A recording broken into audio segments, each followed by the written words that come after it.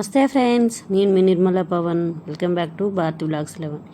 ఈరోజు మన గార్డెన్లో లాంగ్ బీన్స్ అయితే హార్వెస్ట్కి ఉన్నాయండి. నేనైతే హార్వెస్ట్ చేస్తున్నా.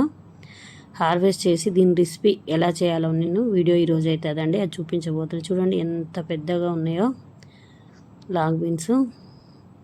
నేను 2 ప్లాంట్స్ పెట్టానండి. ఇంకా ఇక్కడ కూడా ఉన్నాయి చూడండి. ఇవి కూడా నేను హార్వెస్ట్ అయితే చేస్తున్నా ఫ్రెండ్స్. నెక్స్ట్ మీకు సీడ్స్ గివ్ అవేకి రెడీ చేస్తా అండి. ఈ సీడ్స్ అనేవి చూడండి ఫ్రెండ్స్ ఎంత పెద్దగా ఉన్నాయి. ఇలాంటి మొక్కలు మనం టెర్రస్ గార్డెనింగ్ చేస్తాం కాబట్టి ఒక 2 పెట్టుకున్నా చాలండి. కొన్ని వచ్చినా మనకు సరిపోతాయి. చూడండి ఫ్రెండ్స్, మన గార్డెన్లో ఇందాక నేను హార్వెస్ట్ చేసిన కదా ఆ లాంగ్ బీన్స్ వచ్చినాయి. ఆరే కానీ చూడండి కొన్ని వచ్చినాయి కదా, ఇవి ఫ్రై చేస్తా అండి. చాలా బాగుంటుంది. ఫ్రెష్గా ఉన్నాయి, ఫ్రెష్గా కూడా ఉన్నాయండి. ఇవి ఇప్పుడే గార్డెన్ నుంచి తీసుకొచ్చిన కదండి, కట్ చేసిన.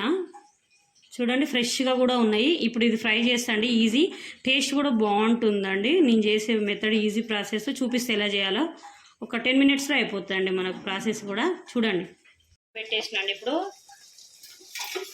ప్యాన్ కొంచెం హీట్ ఎక్కిన తర్వాత కొంచెం ఆయిల్ యాడ్ చేసుకోవాలండి.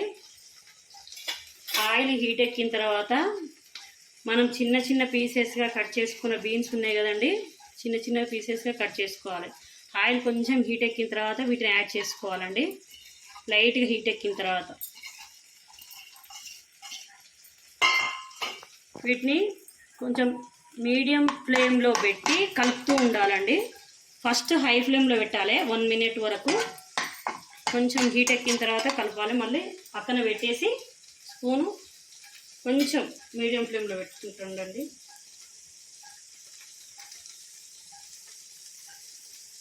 చూడండి వేడయింది కదా, ఇప్పుడు కొంచెం లైట్గా కలపాలి.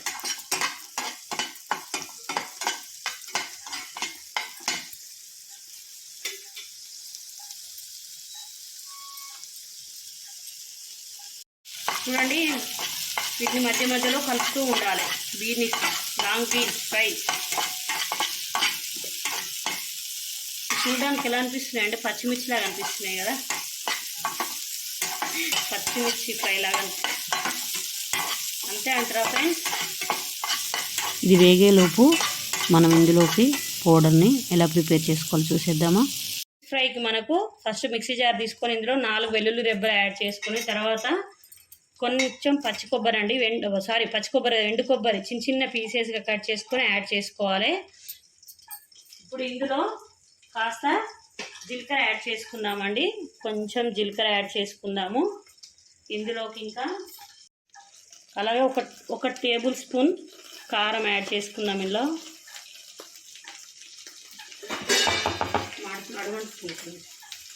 అలాగే మనం కారం తగ్గట్టు సాల్ట్ కూడా యాడ్ చేసుకోవాలి. ఇప్పుడు దీన్ని మొత్తం మిక్సీ చేసి పెట్టుకోవాలండి. ఇప్పుడు గ్రైండ్ చేసిన చూడండి పొడి అనేది ఇలా ఉండాలి.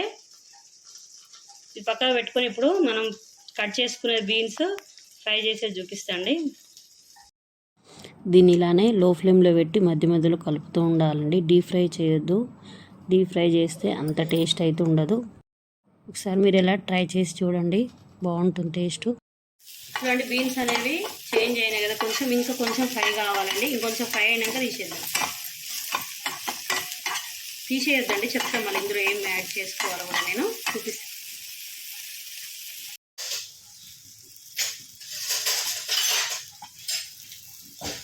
చూడండి ఏగినాయి కదా. ఇప్పుడు మనము ఇందాక కొబ్బరి అది వేసి సిద్ధం చేసుకున్నాం కదండి. సో చిన్న స్పూన్ చూపిస్తాను. ఇదిగోండి ఇప్పుడు మనం మిక్సీ చేసుకున్నది ఇది పొడి యాడ్ చేసుకోవాలండి. పొడి యాడ్ చేసుకొని ఒక 1 మినిట్ అలా పెట్టేసేయాలి. పెట్టి కలపాలండి మంచిగా. మళ్ళీ చూపిస్తాను.